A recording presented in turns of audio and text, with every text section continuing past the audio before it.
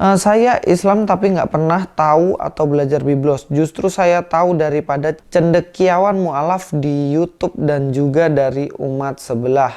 Nah guys, orang model begini nih yang jadi sasaran empuk para mualaf yang bohong-bohong tuh. Jadi, apakah kamu salah satunya?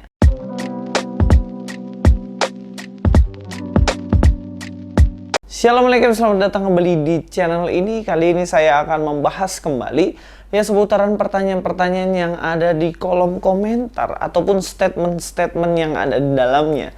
Dan saya minta untuk teman-teman semuanya mengikuti sampai akhir supaya mengerti dengan jelas nih. Pembelajarnya banyak banget di bagian ini untuk kita bisa memahami kebenaran Alkitab dengan baik.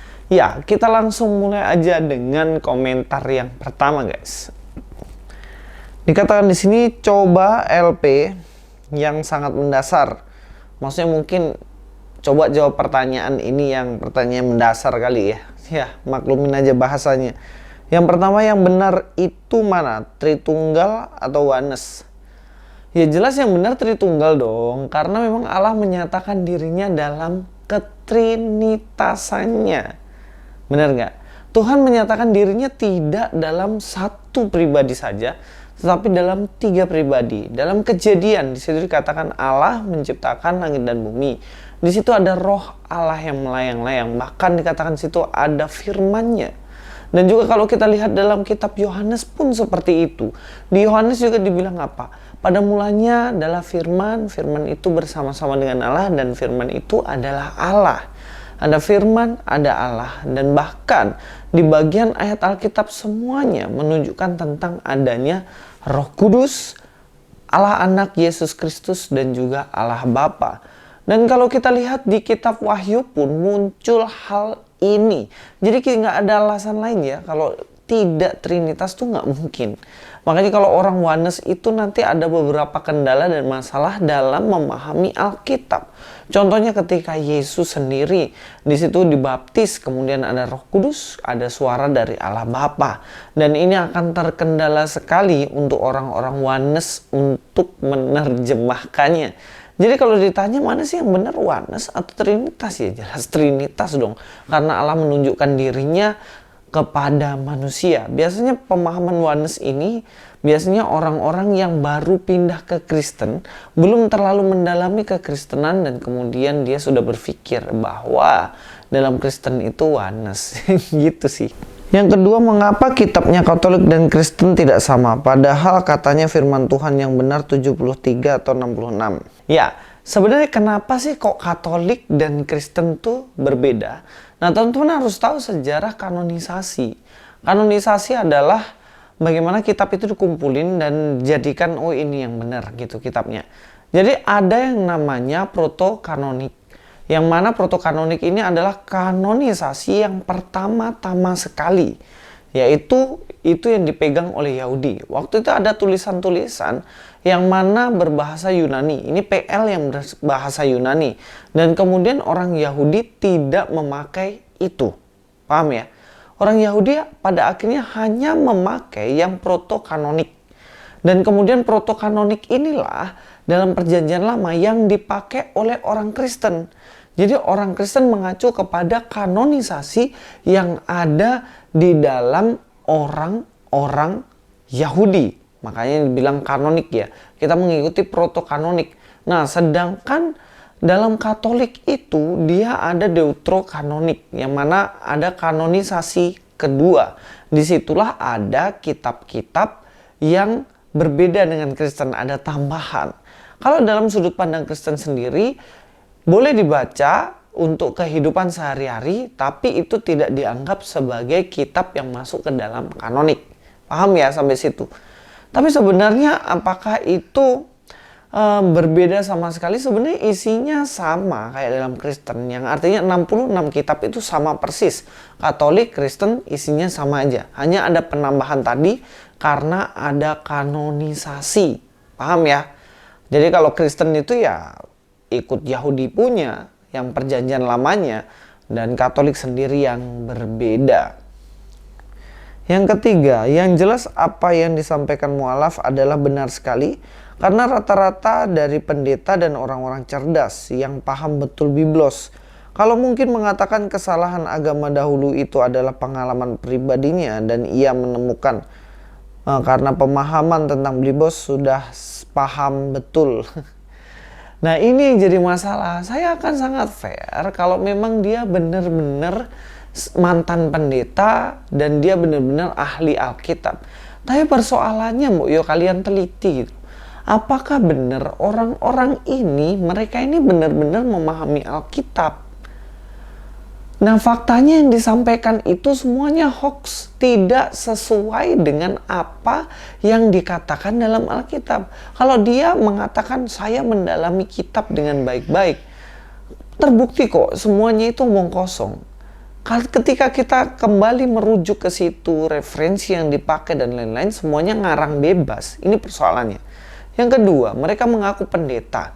Nah, pendetanya ini banyak pendeta-pendeta yang bodong. Artinya sebenarnya dia bukan mantan pendeta, cuman ngaku-ngaku mantan pendeta kemudian pindah. Kalau dia benar-benar pendeta ya oke lah, nggak apa-apa. Kayak Felix Yau. Bukan Felix Yau. Stephen Indra Wibowo. Sudah tahu kan? Dia mantan pendeta, mantan pastor di mana? Nggak ada. Jadi ini semua itu sebenarnya, tolonglah teman-teman itu buka mata untuk cek sendiri. Sebenarnya yang ditipu bukan kami loh, kalian yang ditipu, tapi kalian nggak mau ngecek sendiri karena punya pemikiran ya mereka pintar, mereka pasti bisa diandalkan. Nah, cross check dong, jangan kemakan bohong, karena terbukti banyak dari mereka yang pindah ternyata bermasalah latar belakangnya. Nah, kalau kalian punya pandangan yang model gini, ini loh sasaran empuk. Kalian menjadi orang yang mudah dibohongi sama mereka. Seandainya kalian kritis dan mau mencari kebenarannya, pasti nggak akan keluar statement kayak gini. Ya pasti mereka ini, saya yakin dan lain-lain. Cek dong. Kalau ada murtadin masuk, kita selalu cek kok. Makanya kalau di dalam Kristen itu ada orang yang keluar atau masuk ke dalam masuk ke dalam Kristen, keluar dari Islam, itu kita nggak terlalu percaya sebenarnya. Buktikan dulu.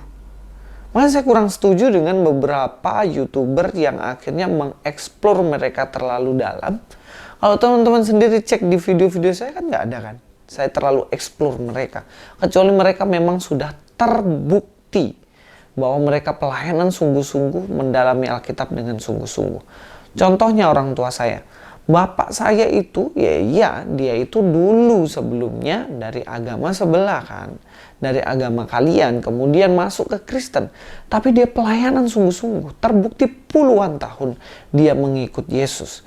Jadi yang seperti ini yang mesti kita sungguh-sungguh dengarkan. Karena dia belajar Alkitab dan dia tidak menjelekkan agama sebelumnya juga. Jadi yang kayak gitu maksud saya. Lah ini orang baru masuk, latar belakangnya nggak jelas, ngomong tentang Kristen pun keliru-keliru terus. Mau ya dibuka matanya. Saya ungkapkan semua bukti, bukan asumsi. Benar nggak? Referensinya bisa langsung di cross check.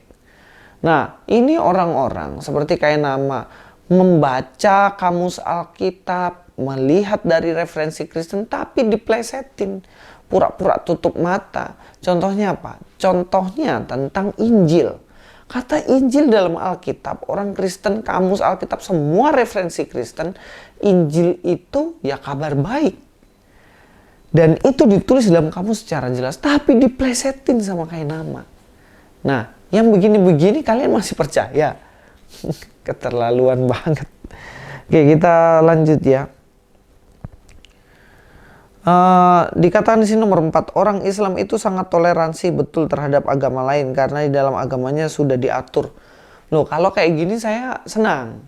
Kalau ada orang-orang Islam toleransi, bagus.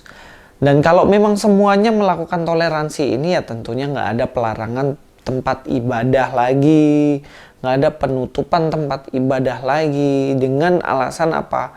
Harus ada izin orang-orang sekitarnya sebanyak yang diatur sama SKB 2 menteri kan.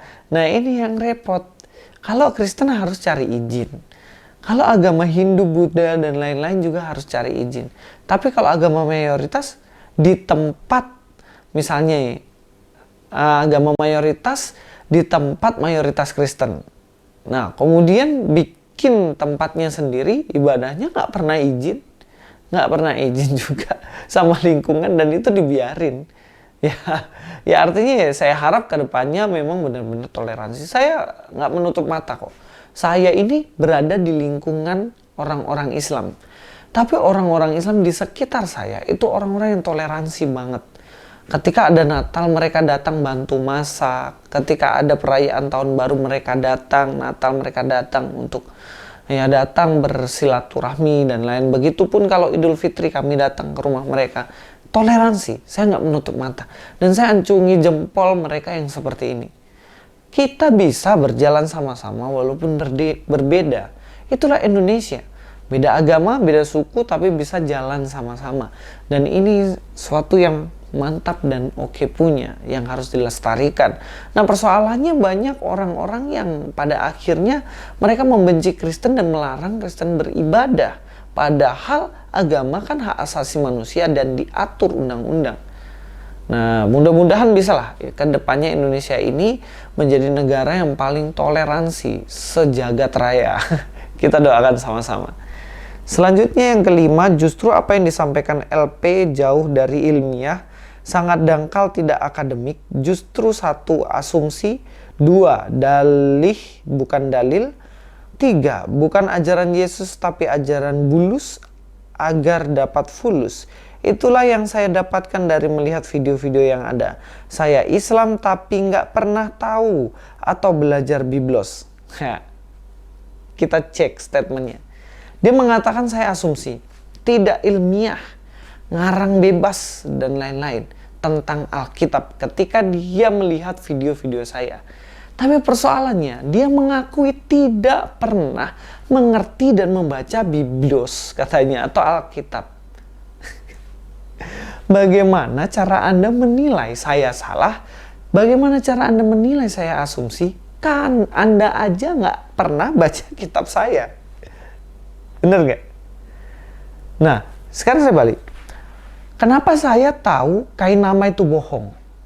Dia mengajarkan Alkitab, dia selalu tipu-tipu. Kenapa tahu?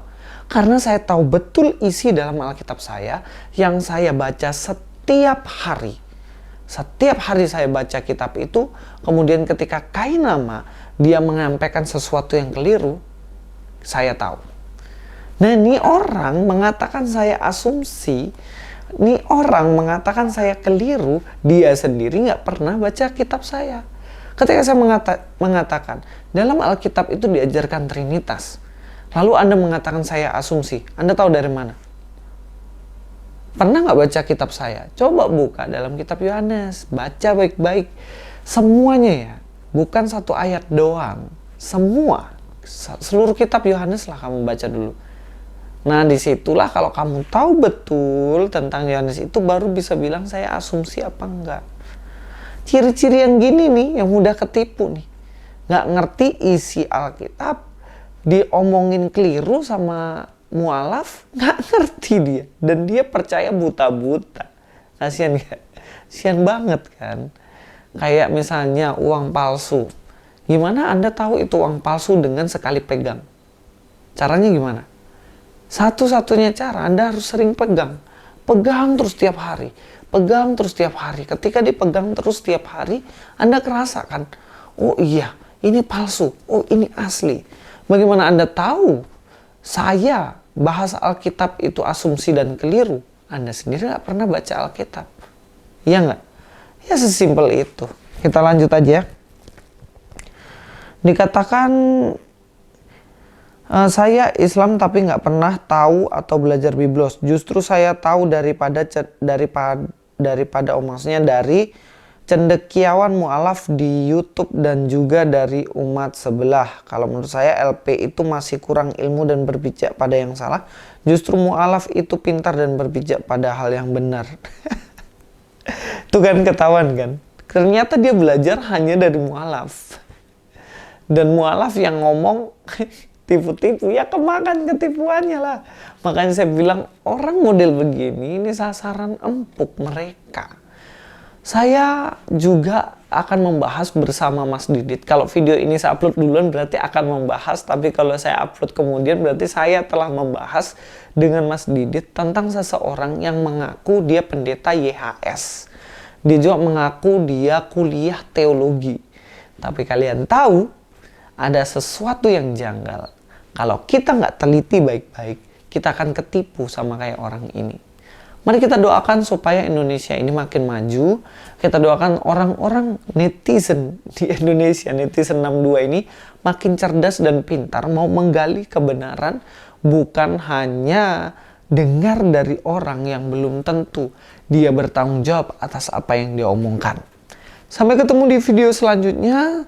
Dari Luis Prastio sini, mari kita belajar kebenaran, bukan suka baperan.